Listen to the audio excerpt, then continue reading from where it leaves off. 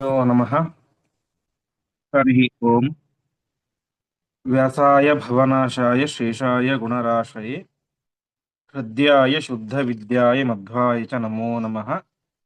नारायणाय परिपूर्णगुणार्णवाय विश्वोदय स्थितिलयो नियतिप्रदाय ज्ञानप्रदाय विबुधा सुरसौख्यदुःख सत्कारणाय वितताय नमो नमस्ते। ಶ್ರೀಗುರುಭ್ಯೋ ನಮಃ. ಹರಿ ಓಂ.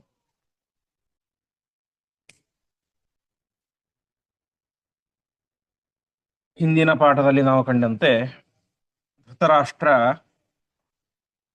ಇವರು ಇಲ್ಲೇ ಇದ್ದು ಬಿಟ್ರೆ, ಕೌರವರು ಪಾಂಡವರು ಒಟ್ಟಿಗೆ ಇದ್ರೆ ಆಂತರಿಕವಾದಂತಹ ಅನೇಕ ವಿರೋಧಗಳಾಗ್ತವೆ, ಅದು ಮುಂದೆ ಕುಲದ ನಾಶಕ್ಕೆ ಕಾರಣ ಆಗಬಹುದು ಅಂತ ವಿಚಾರ ಮಾಡಿ ಧರ್ಮರಾಜನಿಗೆ ಹೇಳ್ತಾನೆ, ಧರ್ಮರಾಜ, ನೀನು ಆದಷ್ಟು ಬೇಗ ಇಂದ್ರಪ್ರಸ್ಥಕ್ಕೆ ಹೋಗಿಬಿಡು. ನಿನಗೆ ಅರ್ಧ ರಾಜ್ಯವನ್ನು ಕೊಡ್ತೇನೆ, ಅರ್ಧ ಖಜಾನೆಯನ್ನು ಕೊಡ್ತೇನೆ. ನೀನು ಅಲ್ಲಿ ಆರಾಮಾಗಿ ರಾಜ್ಯಭಾರ ಮಾಡಿಕೊಂಡಿರು. ಇಂದ್ರಪ್ರಸ್ಥ ಸಾಕ್ಷಾತ್ ಇಂದ್ರನೇ ರಾಜ್ಯಭಾರ ಮಾಡಿದಂತಹ ದೊಡ್ಡ ಕ್ಷೇತ್ರ. ನೀನು ಇಂದ್ರನಿಗೆ ಸಮಾನನಾಗಿರ್ತೀಯ, ಹಾಗಾಗಿ ನೀನು ಅಲ್ಲಿ ಹೋಗಿ ರಾಜ್ಯವನ್ನು ಆಳು ಅಂತ ಹೇಳಿ ಧೃತರಾಷ್ಟ್ರ ಅವನಿಗೆ ಪಟ್ಟಾಭಿಷೇಕವನ್ನು ಮಾಡಿದ ಅಂತ ಇಷ್ಟು ವಿಚಾರ ಆಗಿತ್ತು. ಇಂದು 210ನೇ ಶ್ಲೋಕದಿಂದಾಗಿ ಪ್ರಾರಂಭ. ತಸ್ಯಾಭಿಷೇಕಮಕರೋತ್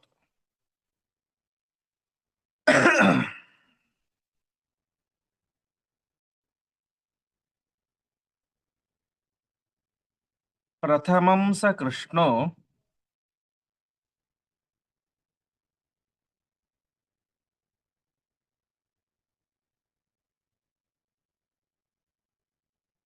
ವಾಸಿಷ್ಠನಂದನಃ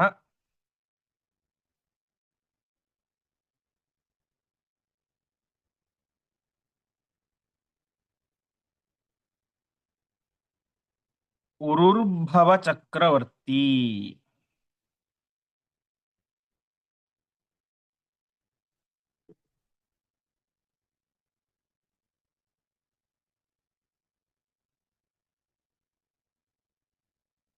ಯಷ್ಟಾಶ್ವಮೇಧ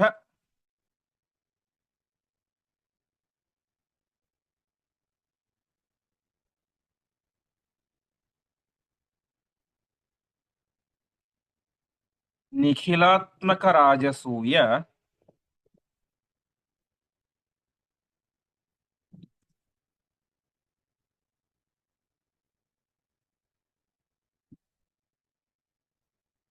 ಪೂರ್ವೈ ಮಕೈಃ ಸತತಮೇವ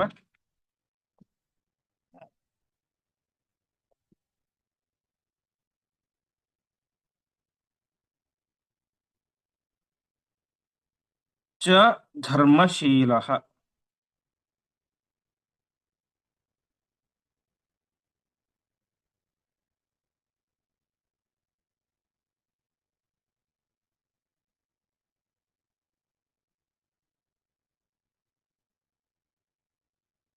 ಪದಚ್ಛೇದ. ತಸ್ಯ ಅಭಿಷೇಕಂ ಅಕರೋತ್ ಪ್ರಥಮಂ ಸಹ ಕೃಷ್ಣಃ ವಾಸಿಷ್ಠನಂದನಃ ಉರುಃ ಭವ ಚಕ್ರವರ್ತಿ ಯಷ್ಟಾ ಅಶ್ವಮೇಧ ನಿಖಿಲಾತ್ಮಕ ರಾಜಸೂಯ ಮುಖ ಪೂರ್ವೈಃ ಅಶ್ವಮೇಧ ನಿಖಿಲಾತ್ಮಕ ರಾಜಸೂಯ ಪೂರ್ವೈಃ ಮಖೈಃ ಸತತಂ ಏವ ಚ ಧರ್ಮಶೀಲಃ. ಅಲ್ಲಿ ಧರ್ಮರಾಜನ ಪಟ್ಟಾಭಿಷೇಕ ಕಾರ್ಯಕ್ರಮ ಪ್ರಾರಂಭ ಆಯಿತು. ಮೊದಲು ಅಭಿಷೇಕ ಮಾಡಿದ್ಯಾರು ಅಂತಂದ್ರೆ ಪ್ರಥಮಂ ವಾಸಿಷ್ಠನಂದನಃ ಕೃಷ್ಣಃ. ವಾಸಿಷ್ಠ ಕೃಷ್ಣ ಅರ್ಥಾತ್ ಸಾಕ್ಷಾತ್ ವೇದವ್ಯಾಸ ರೂಪಿಯಾದಂತಹ ಪರಮಾತ್ಮ ಧರ್ಮರಾಜನಿಗೆ ವಿಶೇಷವಾಗಿ ಆ ಒಂದು ಪಟ್ಟಾಭಿಷೇಕವನ್ನು ಕಾರ್ಯವನ್ನ ನಡೆಸ್ತಾ ಇದ್ದಾರೆ. ಅವರು ಪರಿಪೂರ್ಣವಾಗಿ ಆಶೀರ್ವಾದ ಮಾಡ್ತಾ ಇದ್ದಾರೆ. ನೀನು ಉರು ಚಕ್ರವರ್ತಿ ಭವ. ಬರೀ ಚಕ್ರವರ್ತಿ ಅಲ್ಲ, ಉರು ಚಕ್ರವರ್ತಿ. ಉರು ಅಂದ್ರೆ ದೊಡ್ಡವನು ಅಂತ. ನೀನು ಮುಂದೆ ದೊಡ್ಡ ಚಕ್ರವರ್ತಿಯಾಗು ಎಂಬುದಾಗಿ ಧರ್ಮರಾಜನಿಗೆ ಆಶೀರ್ವಾದವನ್ನು ಮಾಡ್ತಾ ಇದ್ದಾರೆ. ಮತ್ತೆ ಹೇಳ್ತಾ ಇದ್ದಾರೆ, ಅಶ್ವಮೇಧ ನಿಖಿಲಾತ್ಮಕ ರಾಜಸೂಯ ಪೂರ್ವೈಹಿ. ಅಶ್ವಮೇಧ ಯಾಗ ಮತ್ತು ನಿಖಿಲಾತ್ಮಕ ರಾಜಸೂಯ ಅಂತ. ನಿಖಿಲಾತ್ಮಕ ರಾಜಸೂಯ ಅಂತಂದ್ರೆ ರಾಜಸೂಯ ಯಾಗವನ್ನು ಮಾಡಿದ್ರೆ ಅದರ ಎಲ್ಲ ಯಾಗಗಳು ಕೂಡ ಬರ್ತಾವೆ. ನಿಖಿಲಾತ್ಮಕ ರಾಜಸೂಯ ತನ್ನೊಳಗಡೆ ಎಲ್ಲ ಯಜ್ಞ ಯಾಗಾದಿಗಳನ್ನು, ಎಲ್ಲ ವೈಷ್ಣವ ಯಜ್ಞ ಯಾಗಾದಿಗಳನ್ನು ತನ್ನೊಳಗಡೆ ತುಂಬಿಸಿಕೊಂಡಂತಹ ಯಾಗ ಅದು ರಾಜಸೂಯ ಯಾಗ. ಹೀಗೆ ಅಶ್ವಮೇಧ ಯಾಗ ಮತ್ತು ಸರ್ವಸ್ವರೂಪವಾದಂತಹ ರಾಜಸೂಯ ಯಾಗ ಮುಂತಾದಂತಹ ಮಖ ಮಖ ಅಂದ್ರೆ ಯಜ್ಞ, ಈ ರೀತಿಯಾದಂತಹ ಅಶ್ವಮೇಧ, ರಾಜಸೂಯ ಮುಂತಾದಂತಹ ಯಜ್ಞಗಳನ್ನ ನೀನು ನಿರಂತರವಾಗಿ ಎಷ್ಟ ಅಂದ್ರೆ ಹೋಮ ಮಾಡುವುದು ಅಂತ, ಈ ರೀತಿಯಾಗಿ ಅನೇಕ ರೀತಿಯಾದಂತಹ ಯಜ್ಞ ಯಾಗಾದಿಗಳನ್ನು ಮಾಡ್ತಾ ಇರು. ಪ್ರಧಾನವಾಗಿ ಸತತಂ ಧರ್ಮಶೀಲ, ಯಾವಾಗಲೂ ಕೂಡ ಧರ್ಮಿಷ್ಠನಾಗಿ ಇರುವಂತ, ಯಾವತ್ತೂ ಕೂಡ ಅಧರ್ಮದ ಹಾದಿಯನ್ನು ಹಿಡಿಲಿಕ್ಕೆ ಹೋಗಬೇಡ. ನಿರಂತರವಾಗಿ ಹೆಸರಿಗೆ ತಕ್ಕಂತೆ ಧರ್ಮರಾಜನಾಗಿ, ಧರ್ಮ ಸ್ವರೂಪನಾಗಿ, ಪ್ರಜೆಗಳನ್ನು ಧರ್ಮದಿಂದ ಪಾಲನೆ ಮಾಡುವಂತಹ ವ್ಯಕ್ತಿಯಾಗಿ ದೊಡ್ಡ ಚಕ್ರವರ್ತಿಯಾಗು ಎಂಬುದಾಗಿ ಮನಃಪೂರ್ವಕವಾಗಿ ವೇದವ್ಯಾಸ ದೇವರು ಅಭಿಷೇಕವನ್ನು ಮಾಡಿ ಆಶೀರ್ವಾದವನ್ನು ಮಾಡ್ತಾ ಇದ್ದಾರೆ ಧರ್ಮರಾಜನಿಗೆ.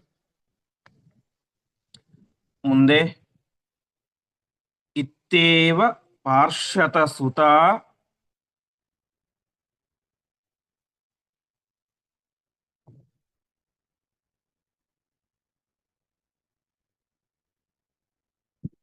ಸಹಿತೇಭಿಷಿಕ್ತೆ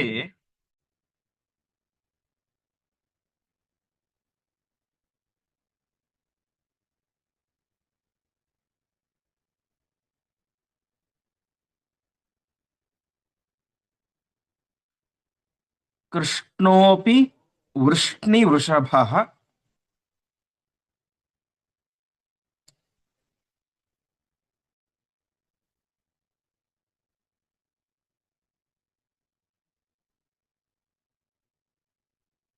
ಸತತಾಭ್ಯಷಿಂಚತ್.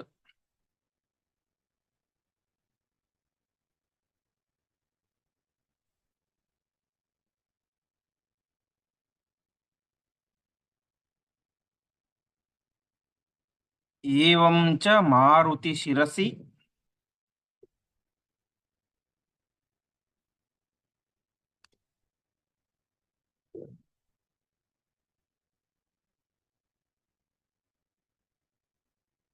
ಅಭಿಷೇಕಮೇತೌ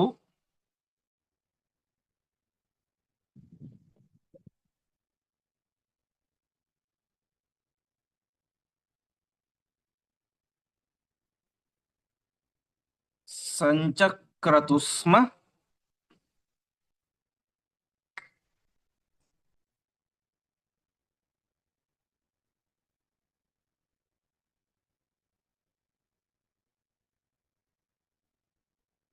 ಯುವರಾಜಪದೇ ಸಭಾರ್ಯಂ.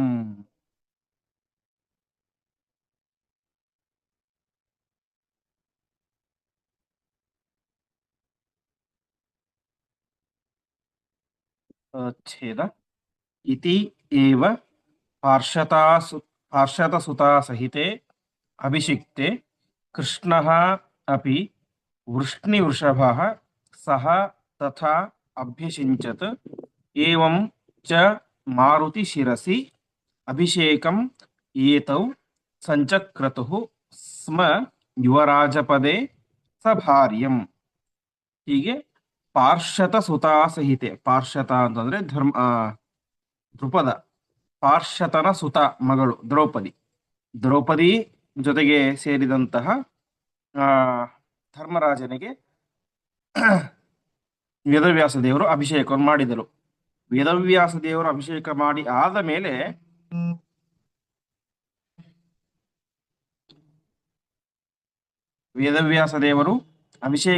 ಆದ ಮೇಲೆ ವೃಷ್ಣಿವೃಷಭ ಕೃಷ್ಣ, ಇಲ್ಲಿಯ ತನಕ ಅಭಿಷೇಕ ಮಾಡಿದ್ಯಾರು? ವಾಸಿಷ್ಠ ಕೃಷ್ಣ. ವೇದವ್ಯಾಸ ದೇವರು ಅವರು ಅಭಿಷೇಕ ಮಾಡಿ ಆದ ಮೇಲೆ ವೃಷ್ಣಿವೃಷಭ ಕೃಷ್ಣ, ವೃಷ್ಣಿ ಅಂದ್ರೆ ಯಾದವರು, ವೃಷಭ ಅಂದ್ರೆ ಶ್ರೇಷ್ಠ ಯಾದವರಲ್ಲಿ ಶ್ರೇಷ್ಠರಾದಂತಹ ಕೃಷ್ಣ ಬಂದು ತಾನು ಕೂಡ ಅಭಿಷೇಕವನ್ನು ಮಾಡಿದ. ಹೀಗೆ ಮಹಾರಾಜನ ಪಟ್ಟಾಭಿಷೇಕ ಆಯಿತು. ಇಂದ್ರಪ್ರಸ್ಥಕ್ಕೆ ಮಹಾರಾಜ ಯಾರು? ಧರ್ಮರಾಜ. ಪತ್ನಿಯಾದಂತಹ ದ್ರೌಪದಿ ಮಹಾರಾಣಿ. ಅದಾದ ಮೇಲೆ ಯುವರಾಜ ಪಟ್ಟಕ್ಕೆ ಯಾರು ಅಂತಂದ್ರೆ ಮಾರುತಿ.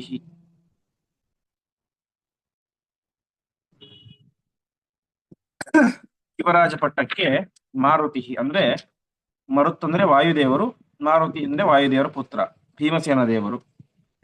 ಹೀಗೆ ಯುವರಾಜ ಪಟ್ಟದಲ್ಲಿ ಮಾರುತಿ ಶಿರಸಿ ಭೀಮಸೇನ ದೇವರ ತಲೆಯ ಮೇಲೆ ಏತವು ಮತ್ತೆ ಇಬ್ಬರು ಮಾಮೂಲಾಗಿ ಪ್ರಾರಂಭದಲ್ಲಿ ವೇದವ್ಯಾಸ ದೇವರು ಮತ್ತೆ ಆಮೇಲೆ ಕೃಷ್ಣ ಪರಮಾತ್ಮ ಇಬ್ಬರು ಕೂಡ ಸಭಾರ್ಯಂ ಮತ್ತೆ ಹೆಂಡತಿ ಜೊತೆಗೆ. ಅಂದ್ರೆ ಇಲ್ಲಿ ಮಹಾರಾಣಿಯ ಪಟ್ಟ ಯಾರಿಗೆ? ದ್ರೌಪದಿ ದೇವಿಗೆ. ಯುವರಾಣಿ ಪಟ್ಟ ಕೂಡ ದ್ರೌಪದಿ ದೇವಿ, ಯಾಕಂದ್ರೆ ಧರ್ಮರಾಜನಿಗೂ ಅವಳೇ ಹೆಂಡತಿ, ಭೀಮಸೇನ ದೇವರಿಗೂ ಅವಳೇ ಹೆಂಡತಿ. ಹಾಗಾಗಿ ಮಹಾರಾಣಿಯ ಪಟ್ಟದಲ್ಲಿ ಮಹಾರಾಣಿಯ ಪಟ್ಟದಲ್ಲಿ ಅಭಿಷೇಕ ಮಾಡಬೇಕಾದ್ರೂ ಕೂಡ ಅಲ್ಲಿ ಧರ್ಮರಾಜನ ಜೊತೆಗೆ ದ್ರೌಪದಿ ಇದ್ದಳು. ಈಗ ಭೀಮಸೇನ ದೇವರಿಗೆ ಯುವರಾಜ ಪಟ್ಟದಲ್ಲಿ ಅಭಿಷೇಕ ಮಾಡಬೇಕಾದರೂ ಕೂಡ ಅಲ್ಲಿ ದ್ರೌಪದಿ ಇದ್ದಳು. ಹೀಗೆ ಭೀಮಸೇನ ದೇವರಿಗೆ ಮತ್ತು ದ್ರೌಪದಿ ದೇವಿಯರಿಗೆ ವೇದವ್ಯಾಸ ದೇವರು ಮತ್ತು ಶ್ರೀಕೃಷ್ಣ ಪರಮಾತ್ಮ ಯುವರಾಜ ಪದೇ ಅಭಿಷೇಕಂ ಸಂಚಕ್ರತು ಯುವರಾಜ ಪಟ್ಟದಲ್ಲಿ ಅಭಿಷೇಕವನ್ನು ಮಾಡಿದರು. ಹೀಗೆ ಆ ಪಟ್ಟಾಭಿಷೇಕದ ಸಂದರ್ಭದಲ್ಲಿ ಪರಮಾತ್ಮನ ದಿವ್ಯವಾದಂತಹ ಎರಡು ರೂಪಗಳು, ಒಂದು ವೇದವ್ಯಾಸ ರೂಪ, ಇನ್ನೊಂದು ಶ್ರೀಕೃಷ್ಣ ರೂಪ, ಎರಡೂ ರೂಪಗಳ ಸನ್ನಿಧಾನ ಮಾತ್ರ ಅಲ್ಲ, ಸ್ವಯಂ ತಾವೇ ಮೊದಲು ಆ ಧರ್ಮರಾಜನಿಗೆ ಭೀಮಸೇನ ದೇವರಿಗೆ ಪಟ್ಟಾಭಿಷೇಕವನ್ನು ಮಾಡಿ ವಿಶೇಷವಾದಂತಹ ಆಶೀರ್ವಾದವನ್ನ ಮಾಡ್ತಾ ಇದ್ದಾರೆ. ಮುಂದೆ ಭೀಮೇಚ ಪಾರ್ಷತ ಸುತ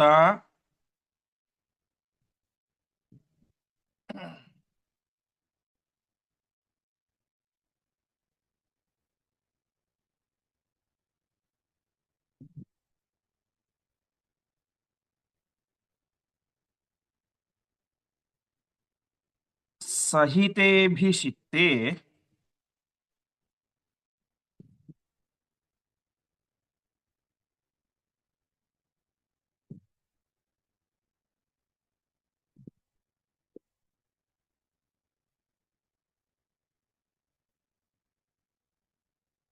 ತಾಭ್ಯಾಂ ಅನಂತ ಸುಖ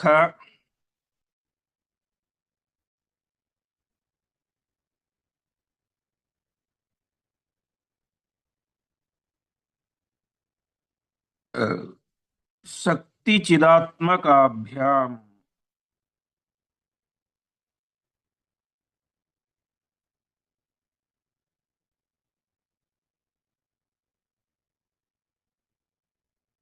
ಅನ್ಯೈಶ್ಚ ವಿಪ್ರವೃಷಭೈಃ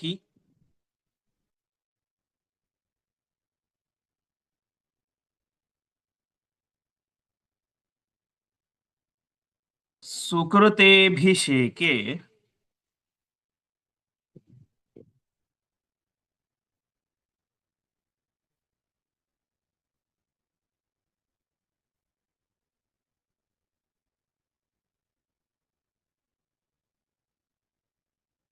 ಧರ್ಮಾತ್ಮಜಾನು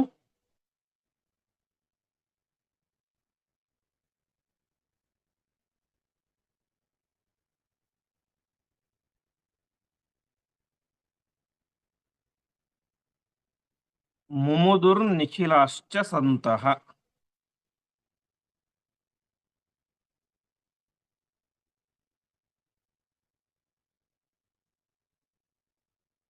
ಪದಚ್ಛೇದ ಭೀಮೆ ಚ ಪಾರ್ಷತಾಸುತಾ ಸಹಿತೆ ಅಭಿಷಿಕ್ತೆ ತಾಭ್ಯಾಂ ಅನಂತ ಶುಕಶಕ್ತಿ ಚಿದಾತ್ಮಕಾಭ್ಯಾಂ ಅನ್ಯೈಃ ಚ ವಿಪ್ರವೃಷಭೈಃ ಸುಕೃತೆ ಅಭಿಷೇಕೆ ಧರ್ಮಾತ್ಮಜಾನು ಮುಮುದುಃ ನಿಖಿಲಾಃ ಚ ಸಂತಃ. ಹೀಗೆ ಧರ್ಮಾತ್ಮಜಾನು ಅನು ಅಂದ್ರೆ ಅನಂತರ, ನೆಕ್ಸ್ಟ್ ಅಂತ. ಧರ್ಮಾತ್ಮಜನ ಅನಂತರ ಅರ್ಥಾತ್ ಯುಧಿಷ್ಠಿರನ ಅನಂತರ ಪಾರ್ಷತಾಸುತಾ ಸಹಿತೆ ಭೀಮೆ ದ್ರೌಪದಿಯೊಟ್ಟಿಗೆ ಸೇರಿಕೊಂಡು ಭೀಮಸೇನ ದೇವರಿಗೆ ಅಭಿಷೇಕವನ್ನು ಮಾಡಿದರು. ಮಾಡಿದಂತಹ ವ್ಯಕ್ತಿಗಳ ಗುಣ ಎಂತಹದ್ದು?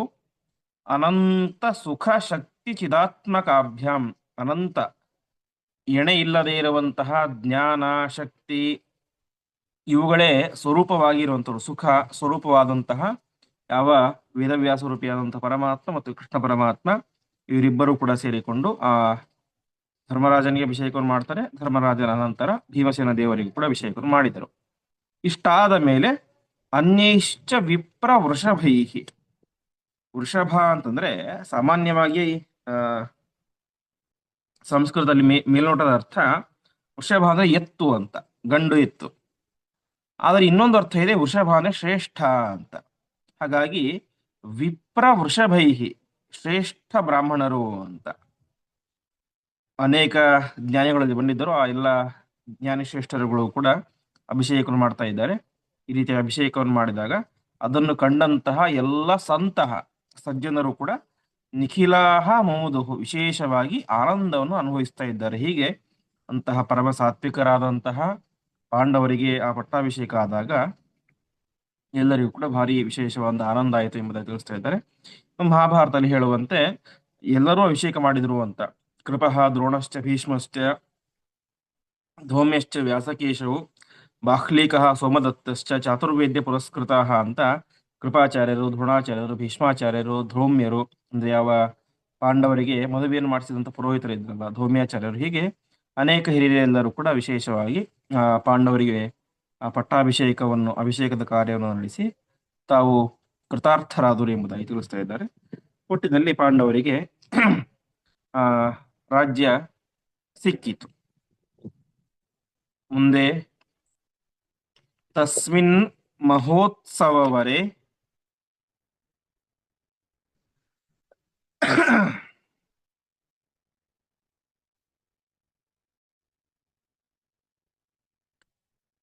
ದಿನ ಸಪ್ತಕಾನು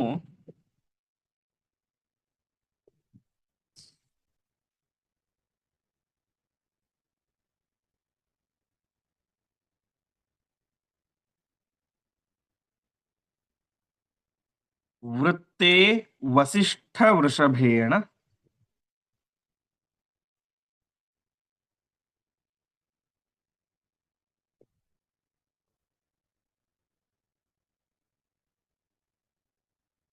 ಚ ವೃಷ್ಣಿಪೇನ.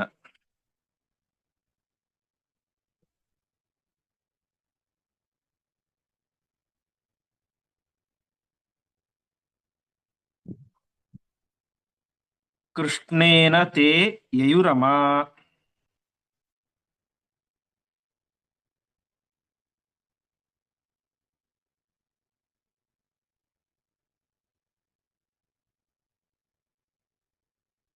ಪೃಥಯಾ ತಯಾ ಚ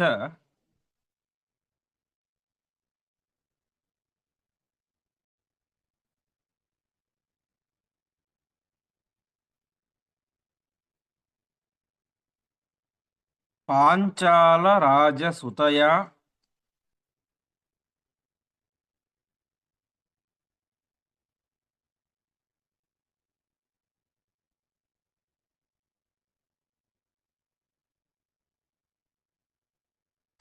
ಸ್ಥಲಮಿಂದ್ರವಾಸಂ.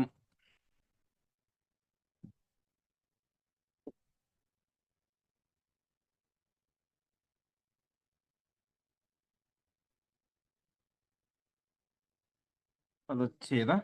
ತಸ್ಮಿನ್ ಮಹೋತ್ಸವವರೆ ದಿನಸಪ್ತಕಾನುವೃತ್ತೆ ವಸಿಷ್ಠ ವೃಷಭೇಣ ಚ ವೃಷ್ಣಿಪೇನ ಕೃಷ್ಣೇನ ತೇ ಯಯುಃ ಅಮಾ ಪೃಥಯಾ ತಯಾ ಚ ಪಾಂಚಾಲರಾಜಸುತಯ ಸ್ಥಳಂ ಇಂದ್ರವಾಸಂ. ಹೀಗೆ ಆ ಮಹೋತ್ಸವ ವರ, ಅದು ಬರೀ ಮಹೋತ್ಸವ ಅಲ್ಲ, ಶ್ರೇಷ್ಠ ಮಹೋತ್ಸವ. ಪಾಂಡವರ ಒಂದು ಪಟ್ಟಾಭಿಷೇಕನೇ ಅತ್ಯಂತ ವೈಭವದ ಮಹೋತ್ಸವ. ಆ ಒಂದು ಮಹೋತ್ಸವ ಎಂಬುದು ದಿನ ಸಪ್ತಕಾನುವೃತ್ತೆ, 7 ದಿವಸ ನಡೆಯಿತಂತೆ.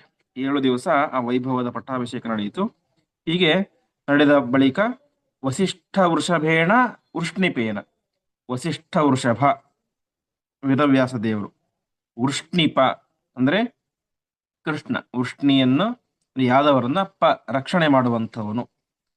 ಹೀಗೆ ವೇದವ್ಯಾಸ ದೇವರು ಮತ್ತು ಕೃಷ್ಣ ಪರಮಾತ್ಮ ಇಬ್ಬರೊಟ್ಟಿಗೆ ಸೇರಿಕೊಂಡು, ಮತ್ತು ಪ್ರಥ ಅಂತಂದ್ರೆ ಕುಂತಿ, ಕುಂತಿಯೊಟ್ಟಿಗೆ ಸೇರಿಕೊಂಡು ಮತ್ತು ಪಾಂಚಾಲ ರಾಜ ಸುತಯ ದ್ರೌಪದಿಯೊಟ್ಟಿಗೆ ಸೇರಿಕೊಂಡು ಎಲ್ಲ ಪಾಂಡವರು ಕೂಡ ಇಂದ್ರವಾಸಂ ಸ್ಥಳಂ ಯಯುಹು ಇಂದ್ರಪ್ರಸ್ಥಕ್ಕೆ ಹೊರಟರು ಅಂತ. ಹೀಗೆ ಎಲ್ಲ ವೈಭವದ ಪಟ್ಟಾಭಿಷೇಕಾದಿ ಕಾರ್ಯಗಳನ್ನು ಮುಗಿಸಿಕೊಂಡು ಎಲ್ಲರೂ ಕೂಡ ವೇದವ್ಯಾಸ ದೇವರು ಮತ್ತು ಕೃಷ್ಣ ಪರಮಾತ್ಮನೊಟ್ಟಿಗೆ ಸೇರಿಕೊಂಡು ಇಂದ್ರಪ್ರಸ್ಥಕ್ಕೆ ಪ್ರಯಾಣವನ್ನ ಮಾಡ್ತಾ ಇದ್ದಾರೆ. ಕೋಶಸ್ಯ ಚಾರ್ಧ ಸಹಿತಾಸ್ತು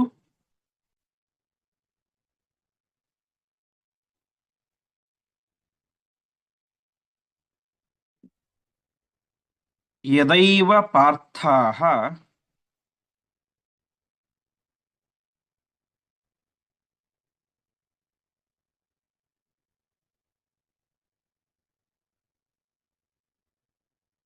ಗಚ್ಚಂತಿ ತಾನ್ ಅನುಯಯುಃ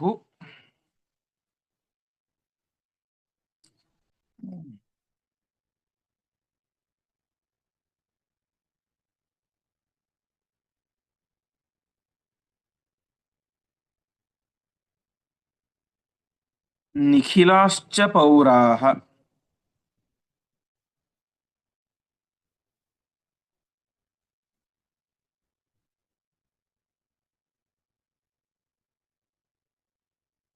ಊಚುಶ್ಚ ಹಾ ಬತ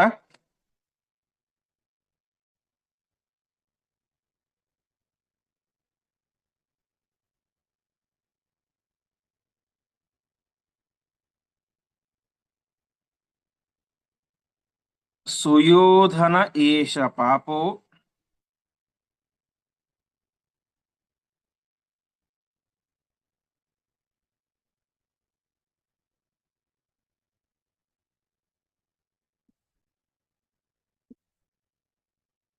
ದೂರೇ ಚಕಾರನನು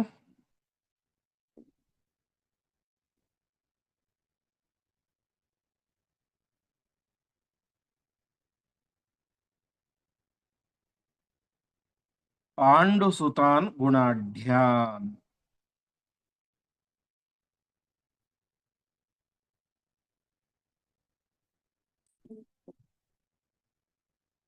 ಪದಚ್ಛೇದ ಕೋಶಸ್ಯ ಚ ಅರ್ಧಸಹಿತಾಃ ತು ಯದಾ ಏವ ಪಾರ್ಥಾಃ ಗಚ್ಚಂತಿ ತಾನ್ ಅನುಯಯುಃ ನಿಖಿಲಾಃ ಚ ಪೌರಾಃ ಊಚುಃ ಚ ಹಾ ಬತ ಸುಯೋಧನಃ ಏಷಃ ಪಾಪಃ ದೂರೇ ಚಕಾರ ನನು ಪಾಂಡುಸುತಾನ್ ಗುಣಾಢ್ಯಾ.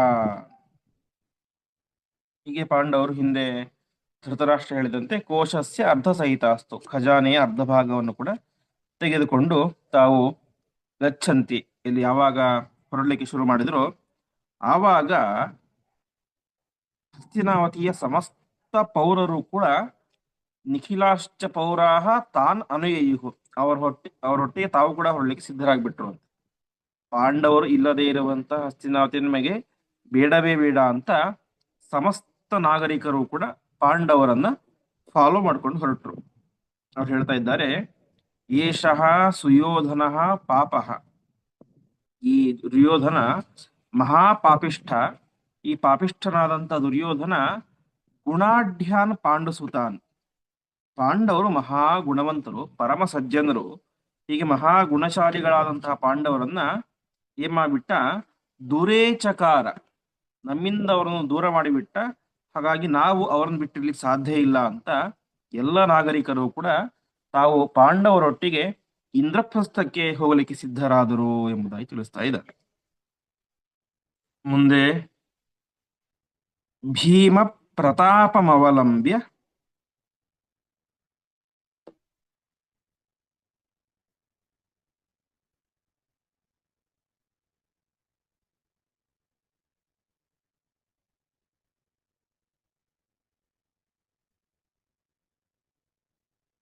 ಕಲಿಂಗ ಬಂಧಾತ್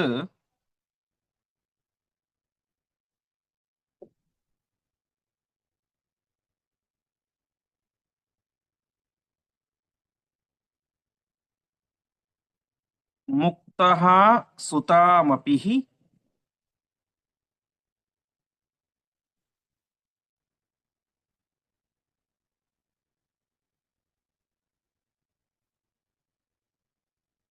ತಸ್ಯ ಪುರಂ ನಿನಾಯ.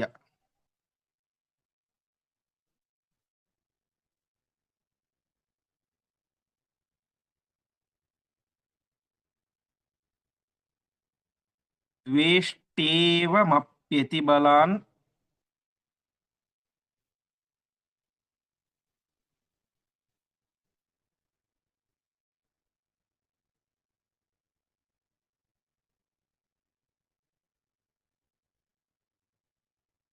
ಹಿ ಸದೈವ ಪಾರ್ಥಾನ್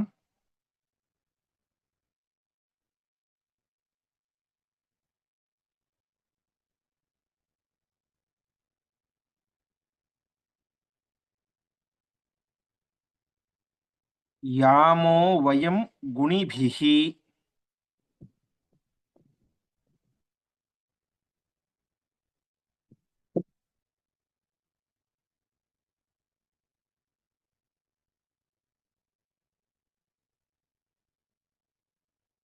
ಅದ್ಯ ಸಹೈವ ಪಾರ್ಥೈಃ.